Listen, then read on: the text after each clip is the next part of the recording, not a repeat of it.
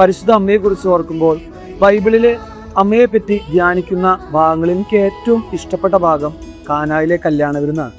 അത് കല്യാണം ആയതുകൊണ്ടൊന്നല്ല, പരിശുദ്ധ അമ്മയുടെ ഇടപെടൽ ആ സംഭവത്തിൽ, ആ കാനായിലെ കല്യാണ വിരുന്നിൽ വളരെ വ്യക്തമാണ്.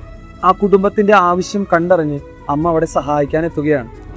നമ്മളൊരു കുടുംബത്തിൽ എന്തെങ്കിലും കുറവുണ്ടെങ്കിൽ, അല്ലെങ്കിൽ എന്തെങ്കിലും പരിപാടിയിൽ എന്തെങ്കിലും കുറവുണ്ടായാൽ പലരോടും നമ്മൾ അഭിപ്രായം ചോദിച്ച് പലരോടും ഈ കുറവിനെ പറ്റി സംസാരിച്ച് നടന്ന് ഏറ്റവും അവസാനമായിരിക്കും ചിലപ്പോൾ ഗൃഹനാഥൻ ഇതറിയുന്നത്. പക്ഷെ പരിശുദ്ധ അമ്മ അവരുടെ അടുക്കളയിലേക്ക് ചെന്ന് അവരുടെ കുറവുകൾ മനസ്സിലാക്കി ആരോട് പറഞ്ഞാലാണ് ആ കുറവ് നികത്തപ്പെടുക, അയാളോട് മാത്രമേ അത് സംസാരിച്ചിട്ടുള്ളൂ.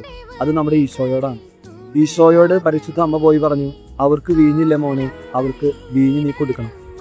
എവിടെയാണോ അത്ഭുതങ്ങൾ പ്രവർത്തിക്കാൻ ആർക്കാണോ സാധിക്കുന്നത്, എവിടെയാണോ എൻ്റെ ആവശ്യം ഉന്നയിക്കേണ്ടത്, അവിടെ മാത്രമാണ് പരിശുദ്ധ അമ്മ തൻ്റെ ആവശ്യം ഉന്നയിച്ചിട്ടുള്ളത്, അത്ഭുതങ്ങൾ ഈശോ പ്രവർത്തിച്ചിട്ടുള്ളത്. സ്നേഹമുള്ളവരെ, നമ്മൾ ആവശ്യമുള്ളിടത്ത് ഒരു കൈത്താങ്ങായി പ്രവർത്തിക്കാൻ, മറ്റുള്ളവർക്ക് സഹായമാകാൻ പരിശുദ്ധ അമ്മ ആഹ്വാനം ചെയ്യുന്നുണ്ട്. ഈ വണക്കമാസ ദിനത്തിൽ, വണക്കമാസ ദിവസങ്ങളിൽ പരിശുദ്ധ അമ്മയോടൊപ്പം ചേർന്ന് മറ്റുള്ളവരുടെ ആവശ്യങ്ങളിൽ അവരെ കണ്ടറിഞ്ഞ് സഹായിക്കാൻ നമുക്ക് സാധിക്കും. അതിന് പരിശുദ്ധ അമ്മയുടെ വലിയ മാധ്യസ്ഥം നിങ്ങളോടുകൂടി ഉണ്ടായിരിക്കട്ടെ. ആമേൻ.